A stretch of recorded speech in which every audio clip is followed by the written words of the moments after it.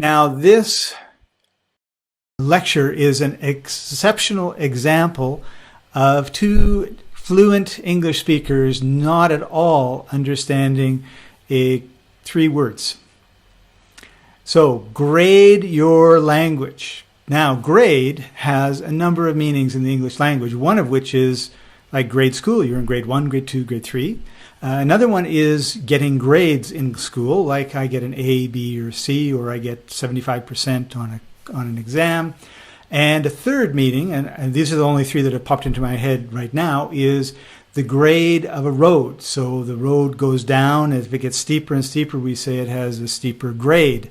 And I'm considering that grade your language has to do with this decreasing grade or increasing grade, but I don't know. So, Martin, what does this mean? What does it mean? Okay, you talked before about your two sons. Yes? Yes. So when they were 3 years old and 5 years old or whatever, did you talk to them about philosophy and politics and any, let's say, high-level adult topic? I still don't. Okay, so you still grade your language. Yeah. No, I mean, the idea is that, again, it's not about talking to adults as though they're kids, but you have to consider that they are, in a sense, like children. Their vocabulary is more limited than your vocabulary. Their comprehension of what you might say to them is more limited. And so you have to think about what words would they understand. And this, using the word grade your language, that comes in English language teaching, for example. You have what we call graded readers. So at the first level, you will only need to know about 400 or 500 words of English to understand that book. And the next level, you would need to know 1,000 words and 2,000 and so on through the grades. So when you have a graded reader, basically each level is aimed at a student of English who has a particular level of proficiency. I see. So the same thing applies when you're talking to non-native speakers. So I do a lot of writing, and sometimes it's articles, sometimes it's books.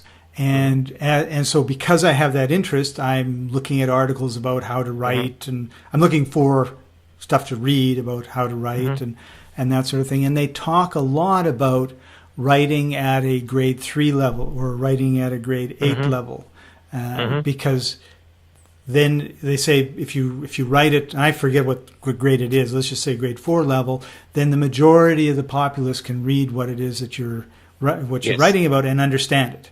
If it's at a grade 10 level, most people probably won't understand it. So this is kind of what you're talking about, is you're talking about communicating in a way that you're comfortable or confident that the people that are listening or reading will comprehend what it is that you're talking about. Yes, and it's like, also from doing presentations, who is your audience?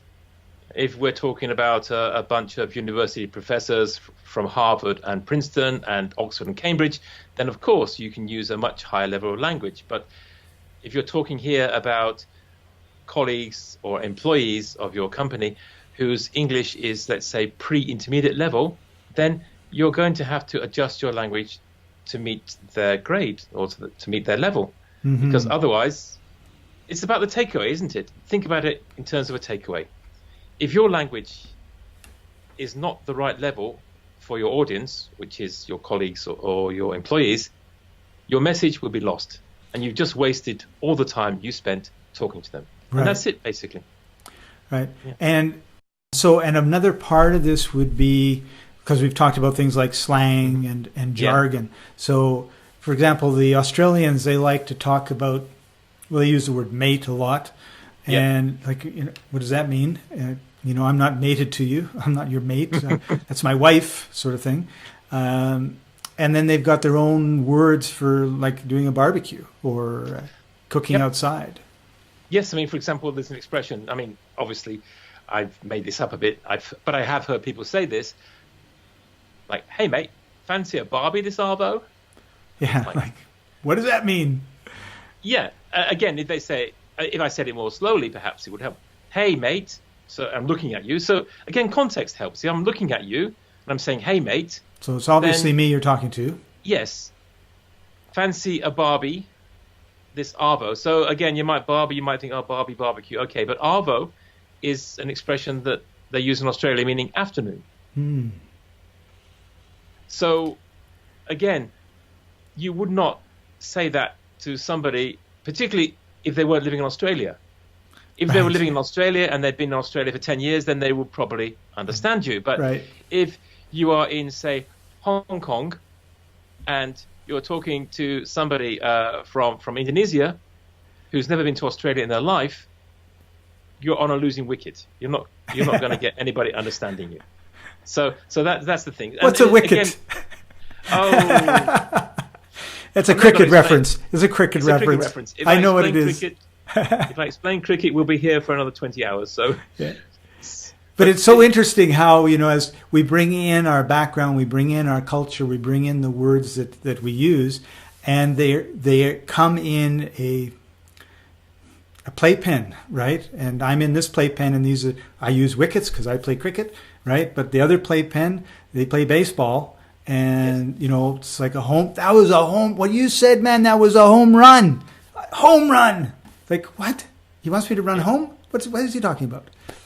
this is it. Yes, and also it's like I use that expression because I know from when we met in Turkey that you know how to play cricket and you play Yes. cricket. But that also brings up another example of something I did.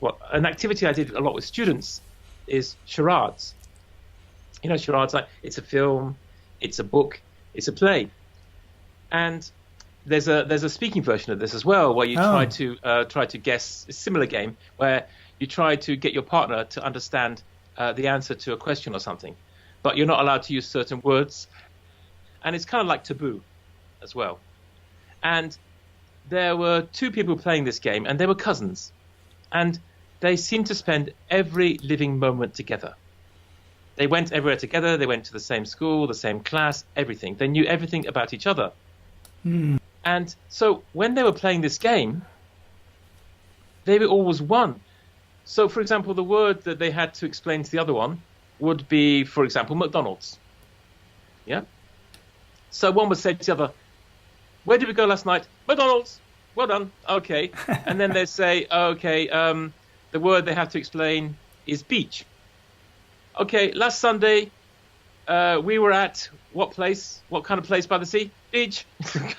And they would do that, and they just got everything right in about 5 seconds because they knew each other so well. They shared exactly the same culture and the Yes. same life and the same language. But when you don't do that, you have to use fewer cultural references. So again, I wouldn't talk maybe about cricket.